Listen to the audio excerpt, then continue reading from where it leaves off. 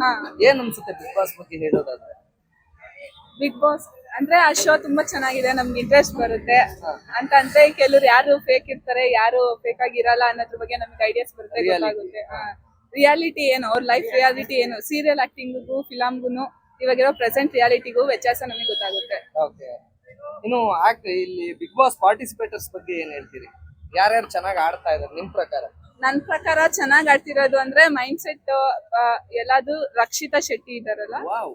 ಅವ್ರ mind set ತುಂಬಾ ಚೆನ್ನಾಗಿದೆ. ಅವ್ರು ಚಿಕ್ಕವರಾಗಿದ್ರು ಇವಾಗ ಅವ್ರು ಯೂಸ್ ಮಾಡ್ತಿರೋ ಸ್ಟ್ರಾಟಜಿ ಇರ್ಬೋದು, ಅವ್ರ ಮೈಂಡ್ ಸೆಟ್ ಇರ್ಬೋದು, ಅವ್ರ ಗೇಮ್ ಅಲ್ಲಿ ತೊಡಸ್ಕೊಂತಿರೋ ರೀತಿ ಆಗಿರ್ಬೋದು, ಎಲ್ಲ ತುಂಬಾ ಚೆನ್ನಾಗಿದೆ. ಅದಕ್ಕೆ ನನ್ಗೆ ರಕ್ಷಿತಾ ಶೆಟ್ಟಿ ಅಂದ್ರೆ ತುಂಬಾ ಇಷ್ಟ. ಓಕೆ.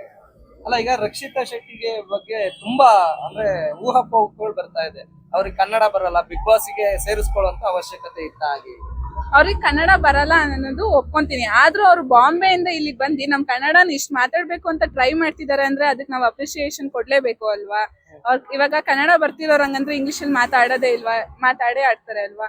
ಇವ್ರು ಟ್ರೈ ಮಾಡ್ತಿರೋದಕ್ಕೆ ನಾವು ಅವ್ರಿಗೆ ಎಂಕರೇಜ್ ಕೊಡ್ಬೇಕು ಅಂತ ಅನ್ಸುತ್ತೆ. ಅಲ್ಲ, ಈಗ ಸಾರ್ವಜನಿಕರು ಏನ್ ಹೇಳ್ತಾ ಇದಾರೆ ಅಂದ್ರೆ ರಕ್ಷಿತಾ ಶೆಟ್ಟಿ ಬಿಟ್ಟು ಇನ್ನು ಅನೇಕ ಜನರು ಕಲಾವಿದರುಗಳಿದ್ದಾರೆ, ಆ ಕಲಾವಿದರುಗಳಿಗೊಂದೇ ಚಾನ್ಸ್ ಯಾಕೆ ಕೊಡ್ತಾ ಇಲ್ಲ ಅಂತ.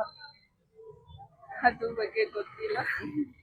ಈಗ ಎಷ್ಟೋ ಜನ, ನಿಮ್ಗೂ ಗೊತ್ತಿದೆ ಅಲ್ವಾ, ಎಷ್ಟೋ ಜನ ಕಲಾವಿದರುಗಳಿದ್ದಾರೆ, ಅವ್ರನ್ನ ಬಿಟ್ಟು ಈ ರಕ್ಷಿತಾ ಶೆಟ್ಟಿ ಕೊಡುವಂತ ಅವಶ್ಯಕತೆ ಇತ್ತ ಅನ್ನೋದು ಕೆಲವ್ರು ಕೇಳ್ತಾ ಇರೋ ಪ್ರಶ್ನೆ. ಇದ್ರ ಬಗ್ಗೆ ನಮಗ್ ಗೊತ್ತಿಲ್ಲ ಸರ್. ಓಕೆ. ಇನ್ನು ರಕ್ಷಿತ್ ಅವ್ರನ್ನ ಬಿಟ್ಟು ಇನ್ ಯಾರು ಚೆನ್ನಾಗಿ ಆಡ್ತಾ ಇದಾರೆ ನಿಮ್ ಪ್ರಕಾರ? ಈ ವಾರ ಎಲಿಮಿನೇಷನ್ ಆದ್ರೆ ಯಾರು ಹಾಕ್ಬೇಕು? ಈ ವಾರ elimination Ashwini Gowda eliminate. Okay. Ashwini Gowda ಅವ್ರು ಚೆನ್ನಾಗಿ ಆಡ್ತಾ ಇದಾರೆ. ಅಶ್ವಿನಿ ಗೌಡ ಅವ್ರು ಪರ್ಫಾರ್ಮೆನ್ಸ್ ಇದ್ರೇನೆ ಇರೋದಕ್ಕಿಂತ ಗಿಲ್ಲಿ ನಟ ಆಗ್ಲಿ, ಕಾಕ್ರೋಚ್ ಆಗ್ಲಿ, ಕಾವ್ಯ ಆಗ್ಲಿ ಗೆಲ್ತಾ ಇರೋದು. ಹೌದು. ಅಶ್ವಿನಿ ಗೌಡ ಅಲ್ಲ, ಅಶ್ವಿನಿ SN ಇದ್ದಾರೆ, ಅವರು ನನ್ನ ಪ್ರಕಾರ ನಾಮಿನೇಷನ್ ಆಗ್ಬೋದು. ಹಾಕ್ಬೇಕು. ಯಾರು ಚೆನ್ನಾಗಿ ಆಡ್ತಾ ಇದಾರೆ? ಇಲ್ಲ, ಇವ್ರು ಚೆನ್ನಾಗಿ ಆಡ್ತಾ ಇದಾರೆ, ಉಳ್ಕೋಬೇಕು ಅಂತ ಇವ್ರು ರಕ್ಷಿತಾ ಶೆಟ್ಟಿ ಅವ್ರನ್ನ ಬಿಟ್ಟು ಬೇರೆ ಇನ್ಯಾರಿದೆ? ಗಿಲ್ಲಿ. ಓಕೆ. ನಿಮ್ ಪ್ರಕಾರ ನಿಮ್ ಪ್ರಕಾರನು ಗಿಲ್ಲಿ. ಓಕೆ. ನಿಮ್ ಪ್ರಕಾರ ಯಾರು ಚೆನ್ನಾಗಿ ಆಡ್ತಾ ಇದಾರೆ ನಿಮ್ಗೆ? ಈಗ ಅವರು ರಕ್ಷಿತಾ ಶೆಟ್ಟಿ ಫೇವರ್, ನೀವು? ಗಿಲ್ಲಿ ಕಾವ್ಯ ಅವರು ಚೆನ್ನಾಗಿ ಆಡ್ತಿದ್ದಾರೆ.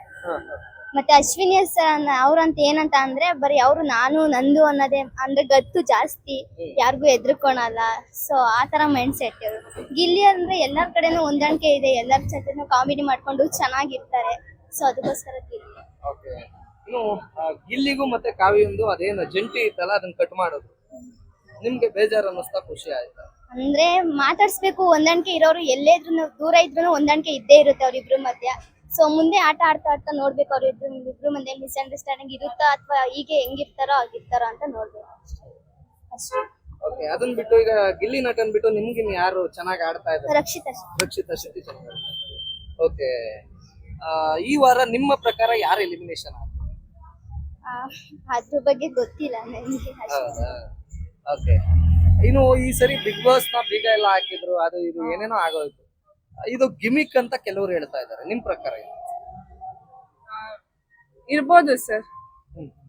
ಗಿಮಿಕ್ ಆಗಿಯೂ ಇರ್ಬೋದು. ಇವಾಗ ಈ ರಿಯಾಲಿಟಿ ಶೋದಲ್ಲಿ ಬಿಗ್ ಬಾಸ್ ನಂಬರ್ 1 ಪಾಪ್ಯುಲಾರಿಟಿ ಇರೋದು, ಅದೇ ನಂಬರ್ 1 ಫೇಮಸ್ ಫಸ್ಟ್ ಅಲ್ಲಿ ಇರೋದು. ರಿಯಾಲಿಟಿ ಶೋಲೇ ದೊಡ್ಡ ರಿಯಾಲಿಟಿ ಶೋ ಬಿಗ್ ಬಾಸ್. ಅದರಿಂದ ಇವರು ಬಿಗ್ ಬಾಸ್ ನ ನಿಲ್ಸೋದಕ್ಕೋಸ್ಕರ ಬೇರೆ ತರ ಏನಾರ ಐಡಿಯಾಸ್ ಎಲ್ಲ ಮಾಡಿ ಈ ತರ ಬೀಗ ಹಾಕಿಸ್ತಿರ್ಬೋದು, ಇಲ್ಲಾಂದ್ರೆ ಪಬ್ಲಿಕ್ಗೆಲ್ಲ ಹೇಳಿರ್ಬೋದು, ಇನ್ಫ್ಲೂಯೆನ್ಸಿ ಆಗಿರ್ಬೋದು. ಇದರಲ್ಲಿ ಪೊಲಿಟಿಷಿಯನ್ಸ್ ಕೂಡ ಇನ್ಫ್ಲೂಯೆನ್ಸ್ ಆಗಿರ್ಬೋದು, ಅದ್ರ ಬಗ್ಗೆ ಗೊತ್ತಿಲ್ಲ. ಥ್ಯಾಂಕ್ಸ್.